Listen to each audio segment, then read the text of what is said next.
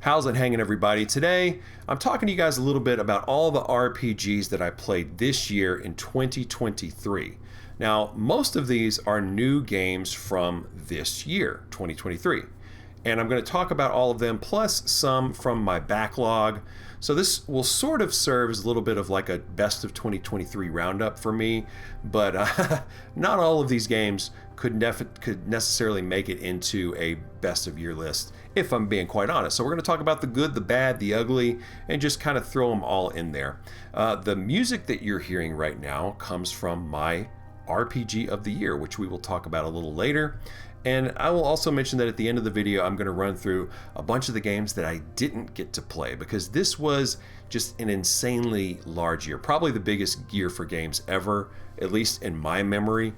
And so this is going to take a while, I guess. I'm going to try to be pretty brief with each entry. A lot of these games I haven't played in many months, so my memory's a little hazy on little details here and there. But anyway, let's go ahead and get started. First up on the list is Harvestella.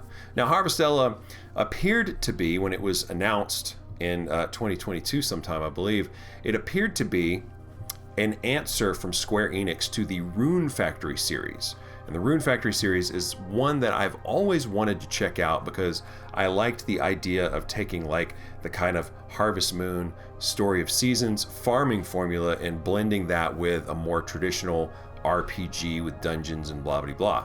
So that's what this game is. However, it turns out that Square Enix definitely went harder into the action combat and the dungeons and all of that, and the leveling and the traditional RPG systems. There is a farm, and you can and do end up raising things on your farm, but it's not a massive farm. Basically, the farm kind of takes the back seat, I think, for most players, for me for sure. Harvestella, unfortunately, is not a great game. It definitely has some great qualities, but I think the overall experience for me was kind of mid. The dungeons, I felt like, were the game's strongest thing. I always looked forward to going into a new dungeon or new area and just clearing it out. It was always very satisfying. The farming, not as good. The story, really hit and miss with the story. The story actually gets really interesting towards the end of the game, and it's funny how a lot of these JRPGs are like that. They have these sneaky, incredible stories that take a while to really open up, and they don't match the story that you get at the beginning of the game. So I thought that was kind of interesting with this game and many others, honestly. But the game does go to pretty crazy places towards the end of it. And I mean, I've never played a Xenoblade game, but my understanding is the Xenoblade games get very philosophical. This one does too. You wouldn't really expect it to, but it absolutely does. So, this is one of those games where if you're gonna play it, I would say try to avoid the side quests, because the story in those side quests is just painfully bland, and there's a lot of it. There's a lot of dialogue to get through. So ultimately, I think that this game sort of wore out its welcome, but I'd say it's like a decent game, but with everything coming out, I'm not sure why anybody would really prioritize this. Okay, next up, let's see if I can get this going here. Yeah, next up is Crystal Project, and this is a game that I just tried out very briefly. This was about a month before Tears of the Kingdom came out. I was a little bored. I wanted something to just play to kill the time before Tears of the Kingdom showed up.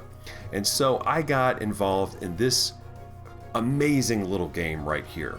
This game is basically like an HD 2D style, not really HD 2D style, more like a Minecraft style of visuals here, but also that of like an old school Final Fantasy game. And the block world that you're in offers some really good platforming, some really good 3D platforming. We're getting little gestures of that here in the trailer. But basically, super deep job class system, super customizable, so many possibilities with combat that you just go down all of these rabbit holes of possibilities, and it makes the game really fun, like a lot of these job class games are. This is obviously very inspired by Octopath Traveler. I had a great time with it. I played the game on hard, which normally I don't do that, especially for a series that I've never played before. But with this particular game, I decided to play it on hard for whatever reason, and it was fine. It just, playing games on hard, it just takes longer because you're gonna die more. You got to do more leveling. You got to have your approaches. You got to have your strategies really down pat for a lot of the boss fights and stuff.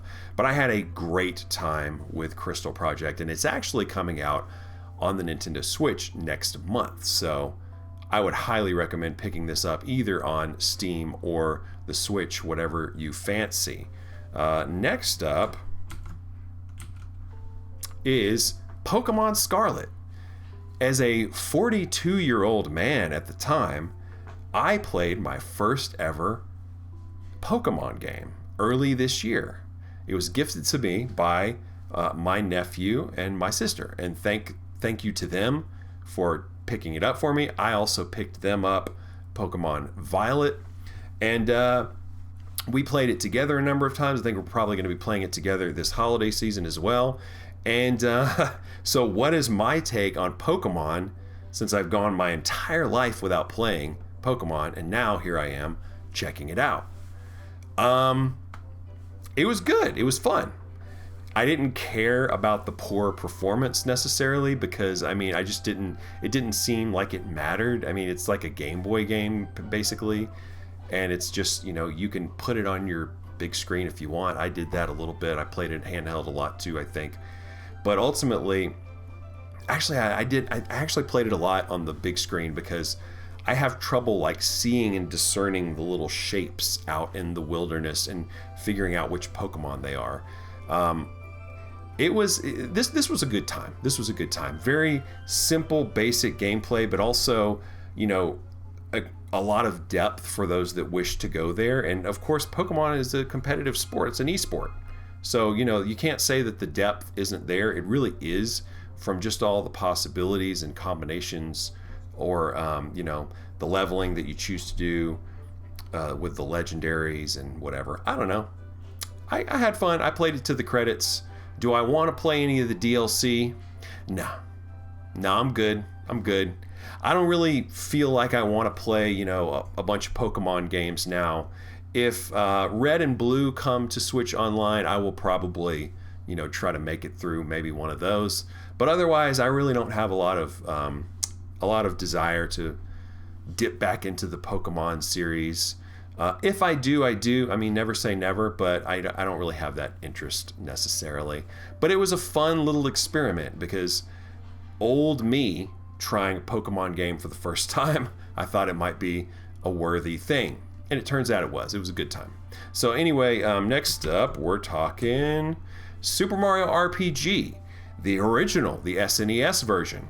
No, I did not play it on the Wii U, despite the trailer that we're watching. I just couldn't find very good trailer footage for this original game otherwise. So we're checking it out on the Wii U here. But I wanted to play this game, obviously, in anticipation for the big remake that came out this year. So I played it in the summer, I think, and I just blasted through this game. It was so quick for me to get through the game. And towards the end of the game, I actually just stopped fighting monsters altogether in the final dungeon. And I think I was a few levels behind recommended maybe when I fought the final boss. But I got through it. But the final boss actually really had my number a few times, and I had to sweat it out. And I eventually got lucky enough to, get all of the, I don't know, there's a luck factor in that final boss fight. And there's some special items that you can get that make that final boss much easier, but I didn't get them on this playthrough. I did get them when I played the remake, but not on this playthrough. But anyway, this is one of the few RPGs that I actually had the patience to finish in my childhood. I was a teenager at the time when this game came out, and I enjoyed it a ton when it came out, and I remember beating the game when I was a teenager. But of course, that was so long ago. I'm not swearing by that, but I think I may have beaten the game. When I started playing it more recently, it was a little more fuzzy. I was like, did I actually make it through all the way through this game? Or did I lie to myself or something? I don't know. But anyway, good game. I thought it was honestly a little bit overrated from what I remember from my own memory and based on what people say. A lot of people say this is like the best 16-bit RPG around. I don't see that at all. But it's not bad either. It's actually good, it just didn't rise to the greatness that I remembered. I thought that the pacing was great because the game just goes by so fast and it really does respect the player's time. But I don't know, it fell short in a few ways, I guess. But anyway, that brings us to the new one, Super Mario RPG, the remake for the Nintendo Switch. And I played this game when it came out some months later. And honestly, I had a much better time playing this game, even though it really is kind of a one-to-one remake. But it does have some really nice quality of life features. For one, I think I was hitting those action combat, like the extra button that you press, the timed attacks. I was hitting those a lot more easily in this game, and I think it just because it gives you a few more hints, gives you the little exclamation mark when you're supposed to do it. But then also, I feel like when I was playing the original, my controller with like RetroArch or whatever it seemed to have a little bit of lag, and I think it made it harder on me. But anyway, I just had a much better time. I don't know about, not a much better time, but I had a noticeably better time playing this remake. I think that the quality of life features paid off. Aesthetically, I always thought the original looked like claymation, and I think this looks more like, Toy Story CGI, which is fine, but I would have liked more of a claymation type of look, a little bit more of a dirty, gritty kind of look, because that's what the original reminded me of, I guess. And there's actually old commercials of the original where there's like claymation and stuff. So I feel like that was... I feel like the developers knew what they were doing, and then they were trying to make it look like claymation. And so I wish this one looked a little more like claymation, but whatever. It's a great game. Play it if you haven't. Do I think you need to play the original first to fully appreciate the remake or to fully appreciate the history of the game? No, just play the new one, unless you just really want to play the old one, I guess. Anyway, next up, we are talking Slay the Spire. Now, if you want to know what RPG I played all year round, month after month, I was playing this game, having runs, beating the game left and right, getting good at the game, and ultimately just having a total blast with this game. Now, this game I picked up a few years ago, and I messed around with it, but it really, really clicked for me in 2023. So I wanted to mention it on this list. It's a roguelike. It's probably on the outer edges of what you might consider an RPG, but I think the elements are there. I think the foundation is there to call it an RPG. So I certainly do. It's obviously card-based, but I'll tell you this. If you love RPGs and you love turn-based combat, but you don't necessarily want to deal with all the story and the dialogue, and you just want like a quick hit, like I need some good, interesting turn-based combat to just pass the time, look no further. Slay the Spire is great. Once it gets its hooks in you, once you start figuring things out, once you have a few good runs, and once you start to establish like the synergy that you need in your runs, then you can really, really enjoy this game. And my advice, watch a few tutorial videos, watch a few quick tip videos before you get started, because those will definitely make a ton of difference if you're just starting out. Or really, for me, I played the game for a solid 10, 20 hours, something like that, before it really clicked with me. And so give it some time, and it will pay off. I promise you, once you start finding your groove, this is a fantastic game. Again, just great RPG turn-based combat. And every run is different. Every run is going to give you different challenges and different ways that you have to think about the way that you approach everything based on what cards and power-ups you're getting, because every run's just drastically different. So that's what's so cool about this game. It is never the same every time you play it. Excellent game. Obviously not a 2023 release, but had to mention it. Next up, we're talking Theater Rhythm Final Bar Line. And I gotta hit play. Let's do that. Yeah. So this game is my first ever Theater Rhythm game. And I guess I remember the previous game coming out on the 3DS, but at the time I was not the Final Fantasy stan that I have become today.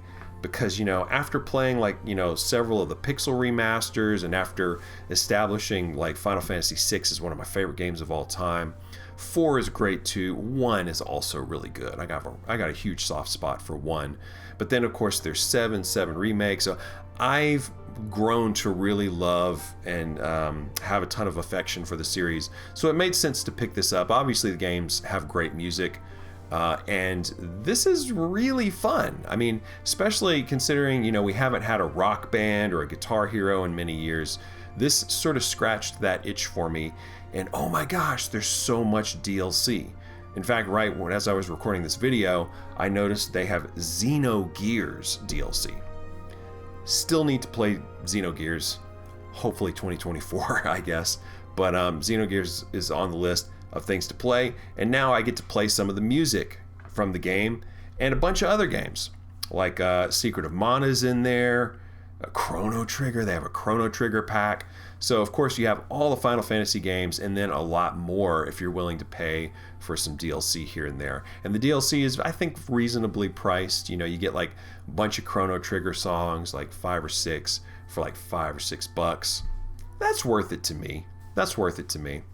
But yeah, this was a great game. I think I have about 10 hours in it. And by the way, this is an RPG in my opinion, because you do have every thing that you go through, every song that you do is basically like a sequence of battles, and you have a party, and you can level your party up. You can equip them with power-ups and items and things like that to help you in your quest and in your particular song that you're playing. So if you want to, up your defense so that you can mess up more in the song, you can do that. And ultimately, I just found it all very charming. I like that it's a very light RPG that's kind of running in the background of the music, which is happening in the foreground. Cool stuff. Please, Square Enix, give us a Dragon Quest pack. Give us all the Dragon Quest, and make sure it's all the symphonic score. That would be super tight. But anyway, next up, we are talking Dragon Quest Treasures. This is a game that came out, I think, November 2022, and I finished my playthrough in 2023, and I think I played this either right before or after Pokemon Scarlet. Look, I'm a Dragon Quest fan. I was going to check this one out just about no matter what, and it's solid. It's fun. It's basic. It's kind of unimpressive, but it has a fun gameplay loop. You go around in these big zones, you collect treasure, you loot, you recruit monsters, you level up those monsters, and it's action, and it's a good time. It's a good time. If you like Dragon Quest, especially if you like Dragon Quest 11, because this game's sort of a light prequel to Dragon Quest 11. People have called it a cash grab. People have said that it's a pathetic little pitiful game. I don't agree with that at all. I think that this is a solid game. Look, not every Dragon Quest spinoff is going to have the greatness and the majesty of something like a Dragon Quest 11S or a Dragon Quest 8. But if you can have that fan service and packaged in something like this, I'd say go for it. By the way, this game is out on Steam now. I think Steam's the way to play it. Unless you just really want to play it handheld, I say go with the Steam version, because the Switch version does suffer with the performance, and that seems to be resolved with the Steam version. So that's cool. We're going to talk about some more Dragon Quest now with Dragon Quest 4. We're looking at a trailer here for the DS version of the game, but I played the mobile version on a big tablet. And I played Dragon Quest V this way last year and had kind of an okay time with the tablet. Of course, the big problem with Dragon Quest mainline games is they're just not available on modern platforms. Even this mobile version that I played is like 10 years old, or almost 10 years old. So I enjoyed the game. I liked the game. This is a chapter-based game, as you can see here. Every character, or every little group of characters, has their own chapter. So you have 5 chapters that go through all of these characters. The 5th chapter is basically all of the characters getting together and meeting your main hero. And then there is a 6th chapter, which is like in-game stuff. But chapter 5 is like a game unto itself. For me, this game was long. I had trouble finding my way around in this game, and I spent a lot of the game lost because the breadcrumbs are really few and far between. One of the reasons that I play this game on mobile was because it has party chat, and party chat serves as a nice hint system, because this is an NES game. This is a remake of an NES game, and they didn't really bring in a whole slew of quality of life improvements. I feel like this is pretty true to the original. Of course, there are improvements. You can now command each party member, where I believe on the NES they were all just AI, and you could only control your main character, which I don't know how people got through the game back then, knowing that. I didn't find the game particularly difficult in terms of like combat and stuff, but this is kind of an adventure detective type of game, because you are in a town and you don't know what to do next, and there are no waypoints on your map, and there are no journal entries for you to reference. You got to just gather up these breadcrumbs on what you might be supposed to do next, and then I would gather breadcrumbs, then I would go to the place I'm supposed to go to, and I wouldn't know what to do after that. And this was happening a lot for me. So while I did like the game, I didn't like it as much as the other Dragon Quest games I played. 5, 8, 11.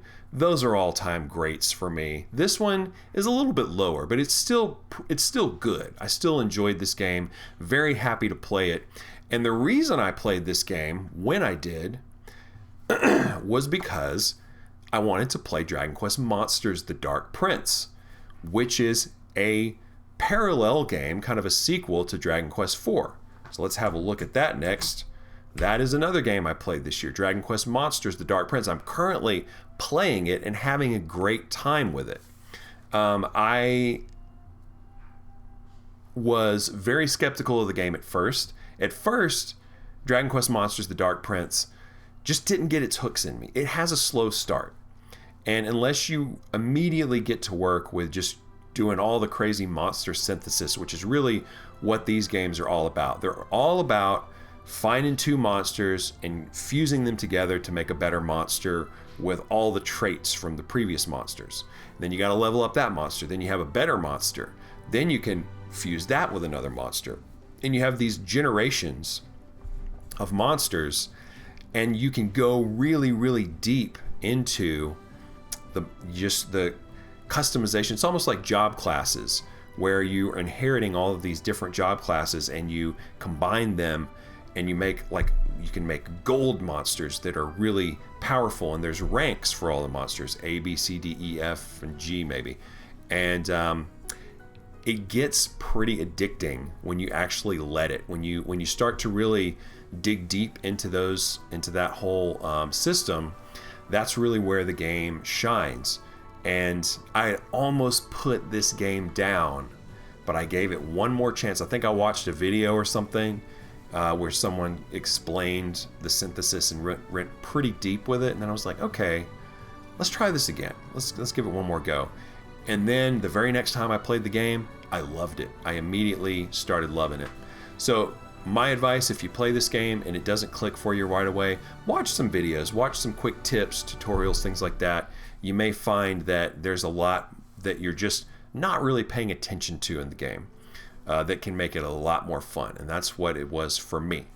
But anyway, the story of this game is Starts out really slow, but it really builds up to some excellent like throwbacks to Dragon Quest IV. I do think you should play Dragon Quest IV before you play this game. Wouldn't it be great, Square Enix, if players had a way to reference the game that this game is the sequel to? Wouldn't it be great if they could play it? Maybe on the Nintendo Switch, maybe on the PS4 or 5, maybe on Steam, maybe on the Xbox. Anything really. Anything will do. But a 10-year-old mobile port ain't gonna cut it. Anyway, I'm getting back on my Dragon Quest soapbox, and that's not what this video is about. But yeah, Dragon Quest Monsters: The Dark Prince, I do recommend it. I will say that I like this more than Pokemon Scarlet, for sure. Like, this is, I think, an overall just better game, better story when you really get down to it, and very much recommended, I think. Next up, we're talking about my two favorite RPGs of the year. This is Sea of Stars. I've talked about Sea of Stars a lot. You can watch my other videos, but I will briefly tell you what I like about the game. It's a wonderful throwback. The art style is immaculate. You gotta love what they've done here. Original music from one of the Chrono Trigger composers, as well as Eric W. Brown, who is, I guess, a in-house composer for this studio, and Sabotage Studios. And overall, great game. Turn-based battles with the Mario RPG. What do you call it? The time-based button attacks. Those add some depth to the combat. The combinations in the like unlocking a combination in your battles where you weaken an enemy that way and you prevent them from doing big damage.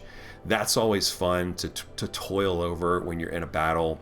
The mini game, which I can never remember the name of, in Sea of Stars is fantastic. I spent hours on that mini game perfecting it and ultimately beating all of them, all of the different chessboards or whatever that you come across. Lots to love here in Sea of Stars. Highly recommend it. Next up, of course, we got to talk about this game immediately after, and that is Chained Echoes, my RPG of the year. So thrilled about this game. Really happy that one man made this game and one composer made the music, and it's as good as a AAA game. It's as good as any RPG you've ever played, really, in my opinion. I mean, this is like I think my number 4 or number 5 favorite RPG of all time. The guy that made it, Matthias Linde, he really came correct with this in just about every way. And the story for me, when I think about this story, I just want to play Chained Echoes again as soon as possible, because the story is crazy, it's philosophical, I don't know, what can I say that I haven't said in all of my other videos? This is my fourth time talking about Chained Echoes, just like Sea of Stars. But yeah, this is my game of the year. The combat is incredible. The overdrive meter adds so much depth and keeps it so interesting throughout each battle, I thought. And the story is just second to none. Not the greatest ending. Really, the only thing that isn't great about this game is the ending, which is unfortunate, but it's not a terrible ending. It doesn't ruin the game. It doesn't ruin the incredible universe that's been created here. So please, whatever you do, try to play Chained Echoes. It's on just about every platform. Obviously, it's going to play well on the Nintendo Switch because it's an old school style game. I played it on Game Pass. It's on Game Pass. Check it out. Actually, no, I think it just left Game Pass. Wow, just the other day. But no worry, because it's a cheap game and you still must play it. I hope that they come out with a physical version soon. I've ordered the game, I think on PC, like the physical PC version, which I thought was really cool. But play the game however you can, buy it digitally, wait for a physical, and enjoy, because it really is that good. Okay, now let's talk about some of the games, the mini games, from 2023 that I just didn't get to play this year, that I hope to maybe someday play. I don't think I'm going to play all of these, but some of them I think I almost certainly will pick up in 2024. Let's get into those. First up, we have to acknowledge, obviously, Baldur's Gate 3, which is stalling on me here. Let's see if we can fix that. There we go. Larian Studios.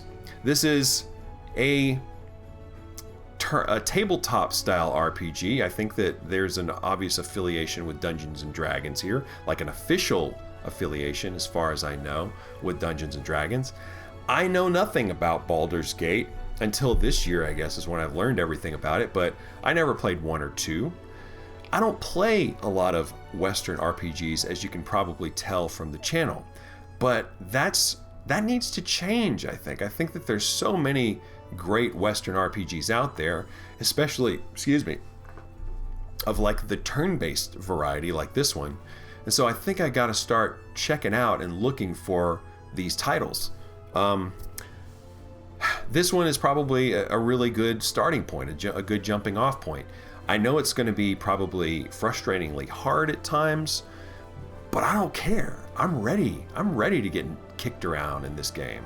I'm ready to, toil over these sort of, I guess this is like a strategies type combat, because you're kind of, everyone's positioned on the battle map or whatever, and you got to kind of move around. It's not like a big scale strategy RPG like a Fire Emblem or whatever, but definitely strategy oriented. So I'm gonna have to play this, right? I mean, this is like what's it called? Why am I not remembering? Elden Ring. Elden Ring came out last year. It was the big kind of RPG. Obviously, that's a Souls type game. This is not a Souls type game, but this made a very similar splash. I feel like this game got even better reviews than Elden Ring did last year, and I gotta play it. And the video stalling, it probably wants me to stop watching the video. So let's do that. Let's move on to Star Ocean Second Story R. Okay, I played the demo. I didn't really like it. Didn't really click with me, but of course it's only a few hours long. And there's the battles I felt were like just a little bit tedious. I didn't really get into the battles, but this game has gotten very, very good reviews, and I rarely like a game like I'm rarely totally sold by a demo. So I think I got to kind of look past that and just understand that this is probably, I mean, obviously this is the best Star Ocean game. That's what everyone says. This is now the definitive way to play it by a country mile. And this may be the only Star Ocean game that I ever play, but I think I should play it. I think that this game is going to offer a lot. I think it's a classic RPG from the PS1 era, and I really need to dip more into the PS1 titles. This would be a great opportunity to do that. I love the way the game looks. I don't quite like it as much as like an HD 2D. This is not HD 2D. This is realistic graphics with pixelated sprites. HD 2D is pixelated sprites with 2D textures on the objects in the background, the 3D objects. So this is more like 2D reality, or reality 2D instead of HD 2D. I don't know how I would describe it, but certainly not just like the HD 2D games, but not totally unrelated too. So anyway, this one, I don't realistically know if I'm actually going to make time for this one, but I would like to. I can dream, right? Anyway, let's move on to this one, Dredge. Dredge is a game that I've picked up, and I want to play it because I have a friend who says, if you don't play Dredge, you're dead to me. He didn't actually say that, but he may as well have, because he desperately wants everyone around him to play this game, and he keeps preaching the gospel of Dredge. Now, you might look at this and say, hey, what are you doing? This is not an RPG. And yeah, it is, though, actually. It actually is an RPG. It is I guess it's action, sort of, but it's a Lovecraftian horror fishing RPG, kind of. So I don't know exactly where the RPG elements lie, but my understanding is the game is an RPG, and this is one that I've already picked up. I picked it up on sale, got it on the Steam Deck ready to go. Might mess around with it a little bit over the holidays, I don't know, we'll see. But yeah, cool stuff from Team 17, and it's not a long game, so I can probably fit this one in somewhere. Next up is, we're getting into some eShop, or some rather Switch Online entries here. Right here, Story of Oracle of Ages and Season, The Legend of Zelda, for the Game Boy Color. Two games kind of riffing off, I think, what Pokemon had going on, except these are two actually different games, very different games. And when you play them together, they actually connect in a cool way that I don't really know because I've never played it. I am embarrassed and ashamed to say that I've never played these games. I need desperately to play these games. Link's Awakening is one of my favorite games of all time. So the fact that I have not played what many people say are even better games in these two games, I'm just embarrassed. I gotta fix this. I gotta correct this. I hope I can make time in 2024 to correct it. That's about all I got to say about that. But speaking of Zelda, let's talk about this. Actually, it's not this.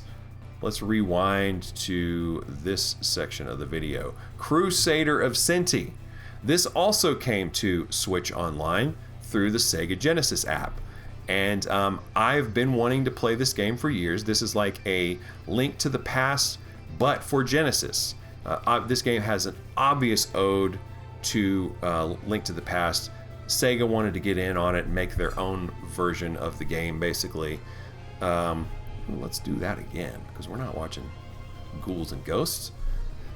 Ghosts and Goblins, whatever that was. Yeah, so this is on Switch Online. A game that I would have never expected to be released in any capacity or re-released in any capacity. I thought that this was lost to the sands of time and emulation would be the only way to go. But it turns out this is an officially released and supported version of the game. It is, of course, emulation because it's just, an emulator, but it's at least officially available. And I can't wait to play this on my Nintendo Switch. It's a short one. I should be able to get through it pretty quickly. So here's hoping I can fit that one in this year too. I don't know. Next up, we are talking about Infinity Strash, Dragon Quest: The Adventure of Dai. Now, it's crazy that we have had so many Dragon Quest games come out this past year. We had Treasures come out at the end of 2022. We had this game come out in September, November, something like that. And then we've recently, this month, got Monsters: The Dark Prince. That's a lot of Dragon Quest. It's all side games, but that's a lot of Dragon Quest, and we still have the 3 remake coming out, hopefully next year. But this game, I was all ready to play this game and to get really into it. But then the reviews dropped. And people don't like this game. The reviewers really blasted this game. And it is a game that really relies on its source material, the anime. And I've tried watching this anime before, and I do enjoy it, but I don't watch a lot of TV.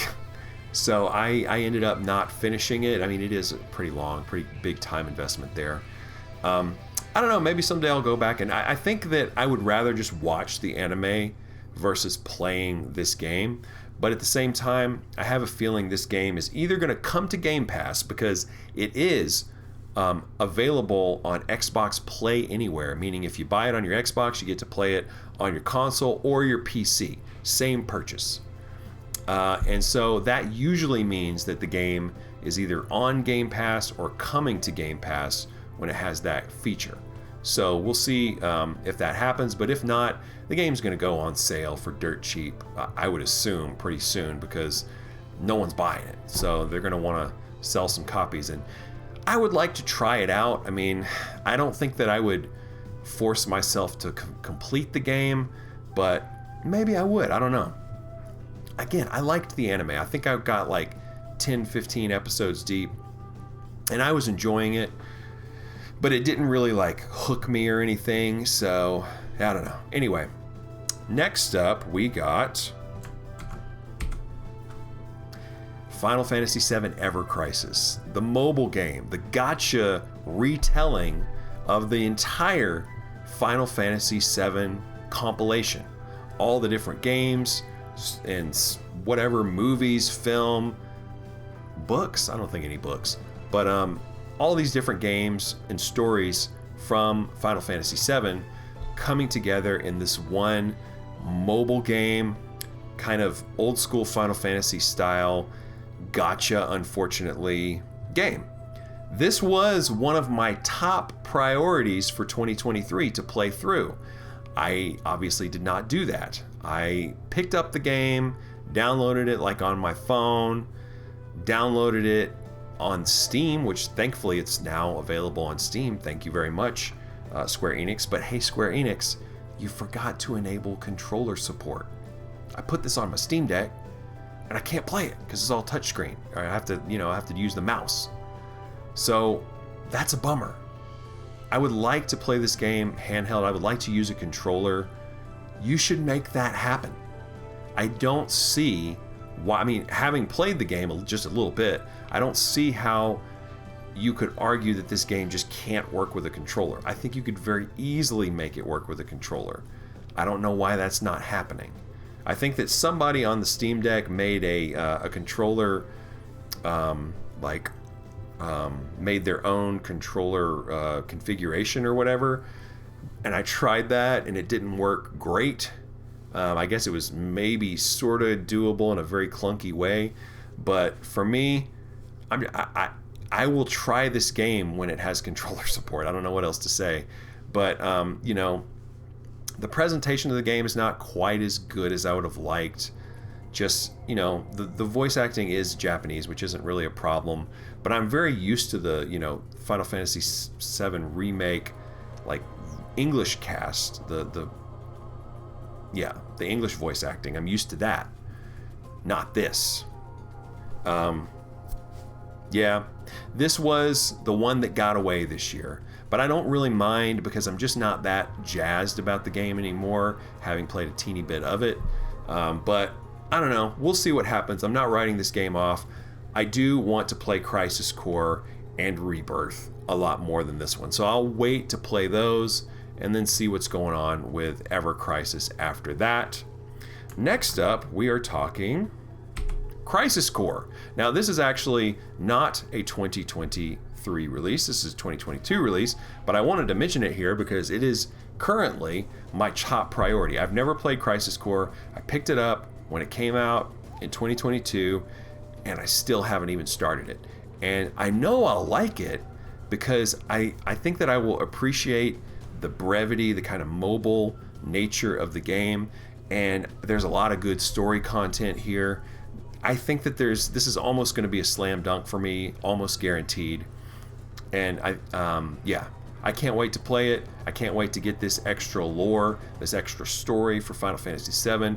And then after this, in February, I'm going to be playing, you guessed it, Rebirth. But guess what? I don't have a PS5. I got to buy a PS5 just to play this one freaking game, man. Drives me crazy. Exclusivity. It's weird because I've had every PlayStation except the PlayStation 5. I just never picked it up. I got the Xbox instead. It's my first ever Xbox. I got the Series X. I've liked it very much. I really love Game Pass. Game Pass, not a bad place to be if you like RPGs, if you like JRPGs. Some really good stuff on the service. There's been really good games that have come through the service. Currently, we got like all the Persona games. We got Chained Echoes, Sea of Stars, got Cassette Beasts, Dragon Quest XI S, which is my favorite RPG of all time, was on the service. So there's a lot to there's a lot to get into with RPGs on the service. And of course, Xbox is not the best place to be for RPGs, but it's not a bad place to be. It's definitely a good supplemental place to be, especially if you have that service. And of course, PS Plus is good these days too. So I don't know, take your pick. But I happen to pick Xbox. and now I have to buy the PS5 just to play this one game, and I don't wanna. I don't know. I might wait to see if it comes out on Steam. I haven't really decided, because I would definitely play it on Steam if I could just wait a few months. But I don't know. I don't know what's going to happen. But I do need to play Crisis Core as soon as possible.